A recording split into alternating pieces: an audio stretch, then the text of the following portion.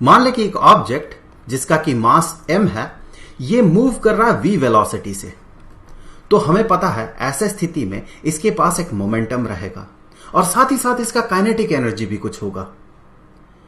तो क्या हम इस ऑब्जेक्ट के लीनियर मोमेंटम और काइनेटिक एनर्जी को इंटररिलेट कर सकते हैं? चलिए देखते हैं। तो सबसे पहले देखिए इसका जो मोमेंटम होगा, सो इसका मोमेंटम वेक्टर क्वांटिटी है, मोमेंटम होता है मास इनटू इसका जो वेलोसिटी है वो, और साथ ही साथ जो काइनेटिक एनर्जी होता है वो काइनेटिक एनर्जी, चलिए काइनेटिक एनर्जी ई के, ये एक स्केलर क्वांटिटी होता है, ये बराबर होता है हाफ इनटू इसका जो मास है इनटू इसका जो वेलोसिटी का मैग्नीट्यूड है, दैट मीन इसका जो स्पीड है उसका स्क्वायर। हमें इन दोनों को इंटररिलेट करना है। मोमेंटम को, बेसिकली मोमेंटम के मैग्नीट्यूड को हम काइनेटिक एनर्जी के साथ इंटररिलेट करेंगे, क्योंकि ये एक स्केलर क्वांटिटी है और ये एक वेक्टर क्वांटिटी है मोमेंटम। सो हम स्केलर फॉर्म में ये कह सकते हैं कि मोमेंटम का मैग्नीट्यूड ये बराबर होगा उस ऑब्जेक्ट का मास इनटू उसका जो वेलोसिटी है उसका मैग्नीट्यूड। तो बेसिकली हम यहां और यहां इन दो इक्वेशन से इसे और इसे इंटररिलेट करेंगे। सो यहां पर देखें, मोमेंटम के केस में, लीनियर मोमेंटम के केस में वेलोसिटी का मैग्नीट्यूड है, जबकि काइनेटिक एनर्जी के केस में वेलोसिटी का मैग्नीट्यूड का स्क्वायर है। तो हम क्या करें, यहां पर v स्क्वायर्ड को लाना होगा ताकि हम काइनेटिक एनर्जी को इंट्रोड्यूस कर सके। तो v स्क्वायर्ड के लिए हम इस पूरे इक्वेशन को स्क्वायर कर देंगे। तो अगर मैं इसे कहता हूं ये है इक्वेशन 1, तो उसे स्क्वायर हम करेंगे। सो squaring both the sides of equation 1, both the sides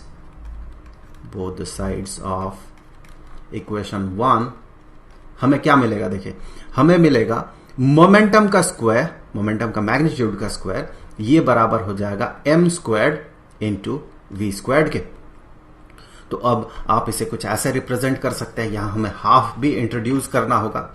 सो उसके लिए देखें, अगर मैं यहां से 2 इंटू m कॉमन आउट करता हूं यहां से, तो देखिए हम कहेंगे यहां 2 के लिए यहां हाफ इंट्रोड्यूस करें तो 2 और हाफ कैंसिल हो जाएगा और ये 1 बन जाएगा, और साथ ही साथ एक m हमने यहां पर कॉमन आउट किया है, तो यहां ब्रैकेट के अंदर एक m रहेगा इंटू v स्क्वायर्ड। आप मल्टीप्लाई करके देख ले इसे इसके साथ, तो आप पाएंगे ये इसके बराबर होगा m into m is equal to m squared, और यहां v स्क्वायर्ड और 2 और हाफ ये मल्टीप्लाइड होकर 1 बन जाएगा। तो यहां से देखिए क्या बन गया, ये बन गया 2m इंटू काइनेटिक एनर्जी। सो यहां से आगे बढ़ते हुए हम ये कह सकते हैं कि मोमेंटम जो है उसका मैग्नीट्यूड ये बराबर होगा square root of 2 into m into kinetic energy of the body. उसी तरह से अगर हम यहां पर काइनेटिक एनर्जी के लिए फॉर्मूला बनाना चाहते हैं, तो यहां से देखिए p squared is equal to ये, तो काइनेटिक एनर्जी के लिए हम कहेंगे kinetic energy of a body is equal to p squared divided by 2 into mass of the body. So यहां पर हमें दो इक्वेशंस मिल गए, एक तो मोमेंटम के लिए, मोमेंटम को हमने काइनेटिक एनर्जी के फंक्शन में रिप्रेजेंट किया है, और दूसरा है काइनेटिक एनर्जी के लिए फॉर्मूला, काइनेटिक एनर्जी को यहां मोमेंटम के फंक्शन में दर्शाया गया है। अब चलिए एक छोटा सा न्यूमेरिकल प्रॉब्लम सॉल्व कर लेते हैं। मान ले कहा गया कि एक बॉडी है जिसका की मास है 2 किलोग्राम और इसका मोमेंटम गिवन है। सो यहां पर कहा गया इसका जो मोमेंटम है उसका जो मैग्नीट्यूड है ये है 10 किलोग्राम मीटर पर सेकंड। आपको यह बताना है कि इस बॉडी का काइनेटिक एनर्जी कितना होगा। हम इसे दो तरीके से सॉल्व कर सकते हैं। सिंपली यहां से इस इंफॉर्मेशन से हम इस बॉडी का जो वेलोसिटी है उसे पता कर लेंगे, वेलोसिटी का मैग्नीट्यूड, और फिर हम यहां से काइनेटिक एनर्जी पता कर सकते हैं, या फिर हम इस फॉर्मूला से डायरेक्टली भी पता कर सकते हैं। तो चलिए सबसे पहले यह देख लेते हैं कि पहले वेलोसिटी का मैग्नीट्यूड जो है उसे पता करने के बाद कैसे हम काइनेटिक एनर्जी पता करेंगे। तो इसके लिए यहां पर देखें, अगर मोमेंटम इतना हो और इसका मास अगर 2 किलोग्राम हो, तो चूंकि हमें पता है कि मोमेंटम जो है ये होता है मास इंटू वेलोसिटी, हम स्केलर फॉर्म में बात कर रहे हैं, तो इसीलिए मोमेंटम का magnitude is equal to mass into velocity का मैग्नीट्यूड। तो यहां से आगे हम इस तरह से कह सकते हैं वेलोसिटी का magnitude is equal to momentum का मैग्नीट्यूड डिवाइडेड बाय मास।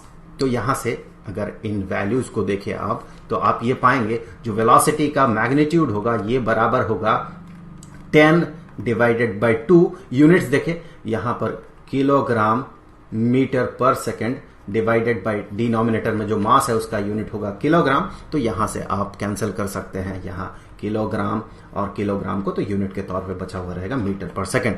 तो यहां पर हमें मिला जो वेलोसिटी का मैग्नीट्यूड है ये है 5 मीटर पर सेकेंड। तो अब अगर काइनेटिक एनर्जी हम पता करते हैं, सो काइनेटिक एनर्जी जो होगा जैसा कि हमें पता है ये होता हाफ इंटू मास इंटू इसका वेलोसिटी का मैग्नीट्यूड दैट इज स्पीड उसका स्क्वायर।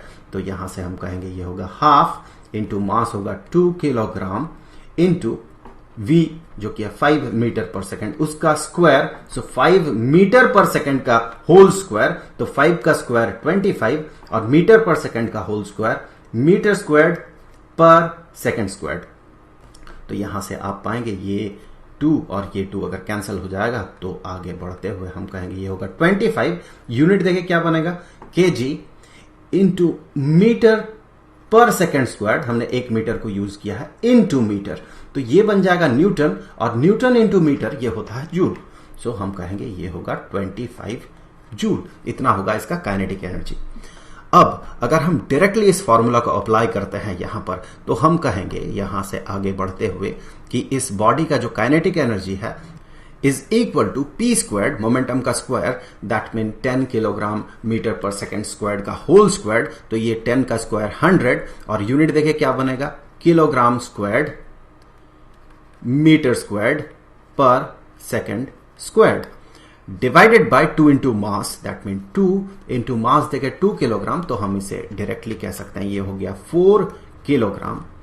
आप यहां से यूनिट देखें डिनोमिनेटर का किलोग्राम न्यूमरेटर के 1 किलोग्राम को कैंसिल करेगा और 4 इंटू 25 इज इक्वल टू 100।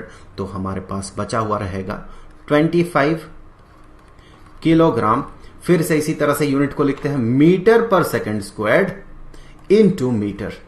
सो ये बन गया 25 जूल। उसी तरह से सवाल में हो सकता है काइनेटिक एनर्जी दे दे आपको और वहां से आपको मोमेंटम पता करना हो, तो कोई भी तरीका आप अप्लाई कर सकते हैं। या तो आप वेलोसिटी का मैग्नीट्यूड पहले पता लगा लें और फिर आगे चल के मोमेंटम पता लगाएं जब आपको काइनेटिक एनर्जी दिया हुआ रहेगा, या फिर आप डायरेक्टली तब उस केस में जब आपको मोमेंटम पता करना होगा तो डायरेक्टली इस फॉर्मूला को अप्लाई कर सकते हैं।